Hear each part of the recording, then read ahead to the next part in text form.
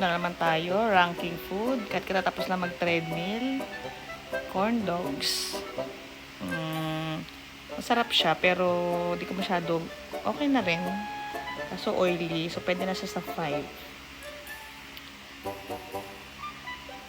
Clubhouse, ayan. Gusto ko yung mga miligaw sa mga pastries, mga bread sandwich. Ito yun sa 4.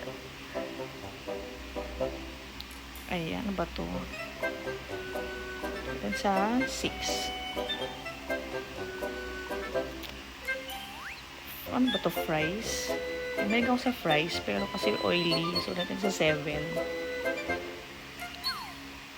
Ayan, fried chicken. Siyempre, may tayo sa chicken. Natin sa 3. Ayan, may ako sa potatoes, pero natin sa 8. Yung mga ganyan, di ko masyado bet. Parang pang bata masyado. Burgers. Mahilig ako sa, di mo na masyado mahilig sa burger. Nuggets pwede pa. Sa 9.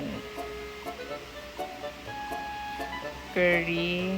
Kumakain ako ng curry, pero hindi masyado siya mahilig. So, 10. Ayan. Ano ba to? Linguine o pasta alfredo? Sa 2. Ayan. So, mahilig ako sa Japanese food. So, 1.